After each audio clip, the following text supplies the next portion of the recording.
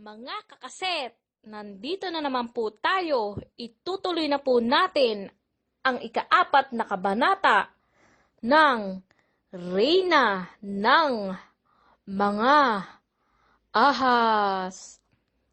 Samantala, lahat pala ng binibigkas ni Aling Daling ay naririnig ni Jeda, ang panganay na anak.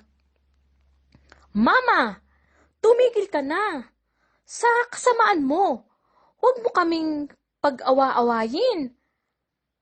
Alam ko na ang totoo. Anak, si Betty ang nag-utos sa mga ahas na habulin si Gary na asawa mo. Inuutusan din niya na kagatin ang mga tao. Sagot naman ni Betty, Mama, napakasama mo! Napakasama mong ina! Nababalutan ka na ng kasinungalingan sapagkat ikaw ay nasa kadiliman. Ikinumpas ko ang aking kamay upang sila ay magsitigil. Maya-maya nga ay huminto sila sa pag-uusap. Si Aling Daling pumunta sa bukid. Samantala, si Jeda at Betty nag-uusap. Ate Jeda, hindi totoo lahat ang sinasabi ni Mama. Oo, Betty, naniniwala ako sa'yo. Lumipas pa ang araw, isang gabing nag-stay silang tatlo sa bahay ni Jeda at doon sila natulog. Walang lumabas sa kanila ng buong araw. Hating gabi, may anino. Nakikita ni Betty sa may bintana. Lorna, tingnan mo, may anino sa bintana. Tao, pero walang buhok. Sige Betty, gamitin mo na lahat ng nalalaman mo. Lalaban tayo. Kumalabog ang ubod lakas. Ang hero sa itaas ng bubong. May mga hayabag ng tao na naglalakad. Nagsalita ang tinig. Magsihanda kayo sa labanan sapagkat ang taong paniki ay nasa ibabaw ng bubong. Mamaya, magpapalitan niyo siya ng ahas at mawawala ang ingay. Lorna, ikumpas mo na ang iyong kamay. Magtulong kayo ni Betty. Panahon na! Ganun nga ang ginawa namin hanggang sa nawala ang mga yabag at anino. Napakatahimik ng walang ano-ano. Biglang kumalabog ang pintong ng CR. Yun ay nasa labas. Sumilip si Betty sa bintana upang alamin kung ano yun. At laking gulat niya nang makita niya ang malaking ahas na bumangga sa yero. Punggok, kasing taba ng katawan ng tao. Kaya ang ginawa ni Betty ay nagkumpas na lang upang hindi na bumalik. Kinaumagahan, nag-almusal sila. Nang biglang sumug si Aling Daling, ang sabi niya, Jeda! Gary! Tinaga ako ni Betty kagabi. Tingnan niyo ang sugat ko. Si Aling Daling may sugat na hiwa sa may binti niya. Nagdurugo at sariwa pa. Ho! Takang sabi ni Jeda at Gary. Mama, hindi lumalabas si Betty buong gabi. Nagkatinginan silang lahat.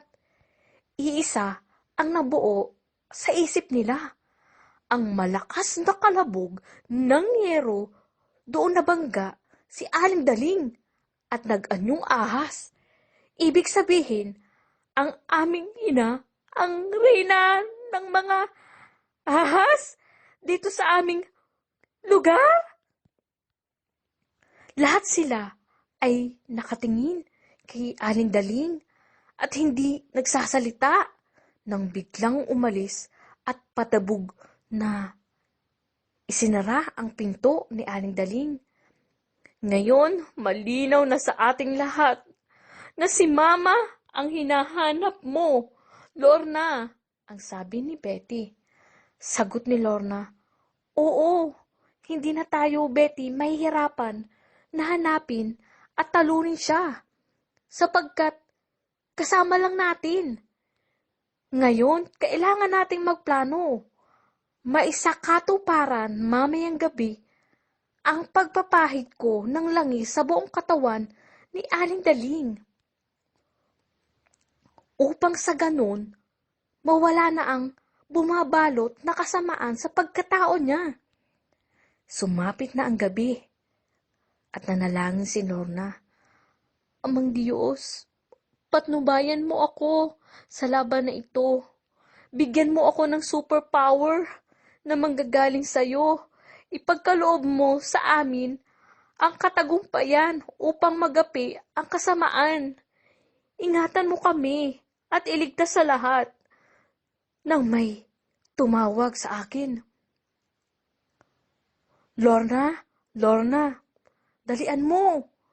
Lipat tayo kila Mama. Sumasakit daw tiyan ng apo niya at nagsusuka. Kaya dali-dali akong sumunod. Nang nasa bahay na kami ni Aling Daling, umiiyak ang 3 years old na bata. Sa sakit ng tiyan at nagsusuka. Nga, daglian kong nilapitan ang bata at nagsalita ako ng 5 salita. Betty, hipan mo ang tiyan. Nya, gamutin mo siya.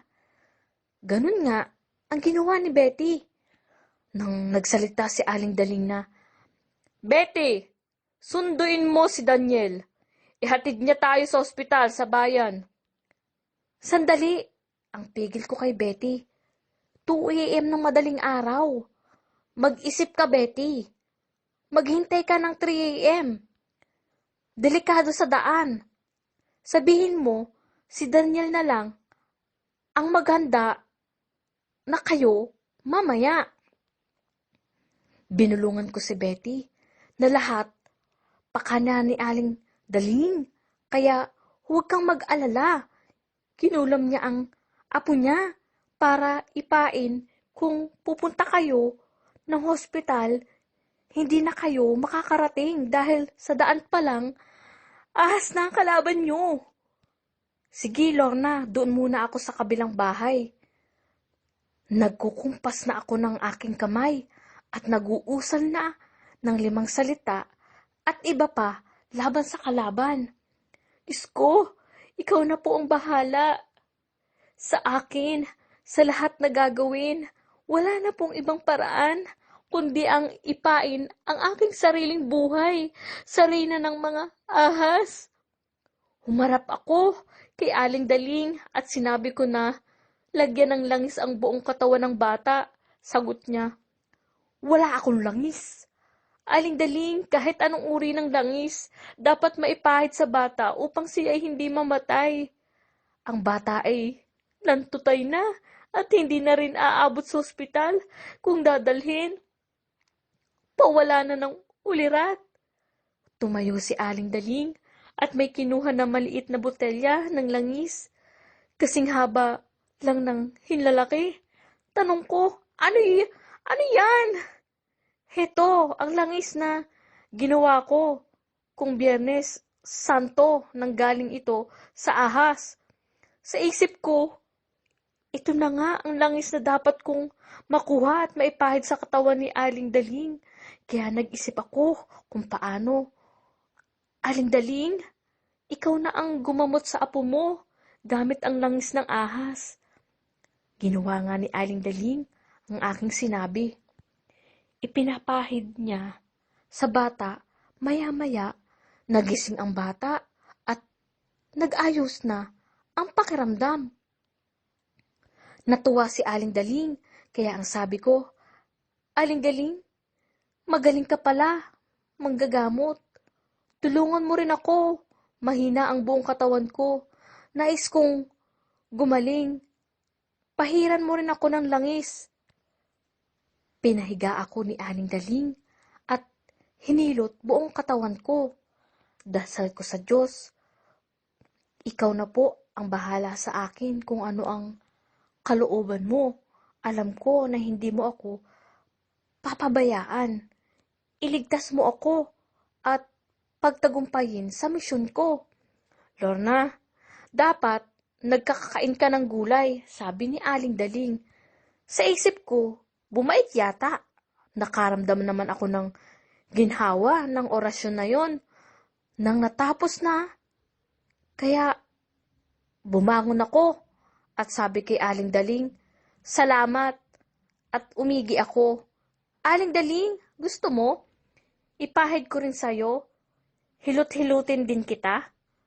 Matinding salita ang ginamit ko para lang pumayag sa kagustuhan ko. At nagdasal na ako. Maya-maya, inabot sa akin ang langis at sabi ni Aling Daling, oo raw, pumayag siya.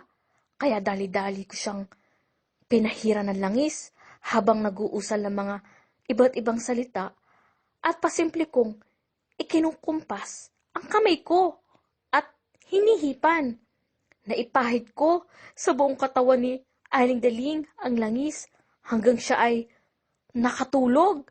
Kaya nagpasalamat ako sa Diyos sapagkat nagawa ko ang misyon ko na hindi ako pumatay ng tao. Salamat sa Diyos na buhay.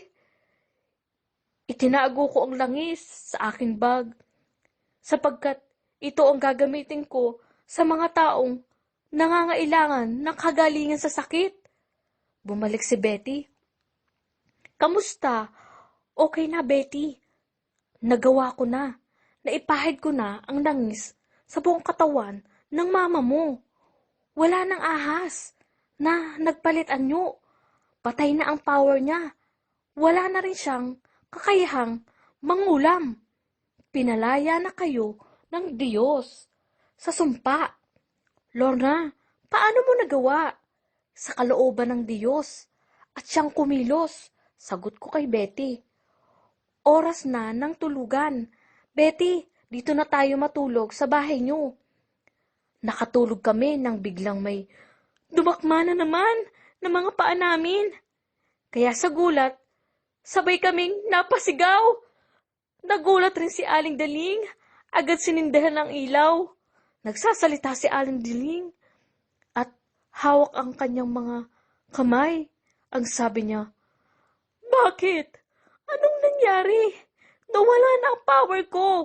Bakit hindi ko nailapat kay Betty? Bakit hindi na ako ahas? Anong nangyari sa mga kamay ko?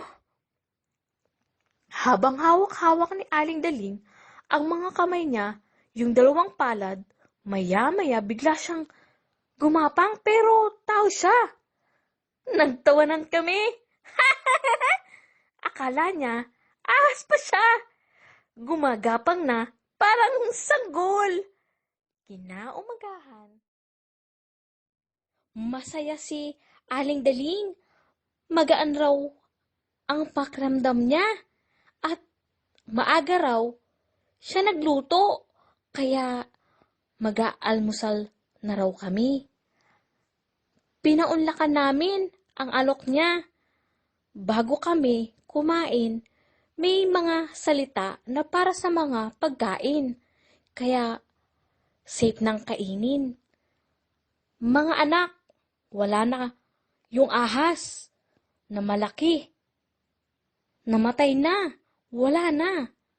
Kaya huwag na kayo matatakot. Mga kakaset, dito na nagtatapos ang kwento ng Reyna ng mga ahas. Halina kayo at mag-comments. Anong masasabi nyo? Nauutusan ni Aling Daling ang mga ahas. Kaya siya ang naging Reyna ng mga ahas. Walang nagwawagi na kasamaan. Mangingibabaw pa rin ang kalinuwanagan. Abangan natin ang mga susunod pang kabanata sa pakikibaka ng dalawang magkatuwang sa pagtulong sa mga tao. Pero po ngayon, ito na po ang wakas ng reyna ng mga ahas. Kaya po, babay na po mga kakaset. Bye-bye!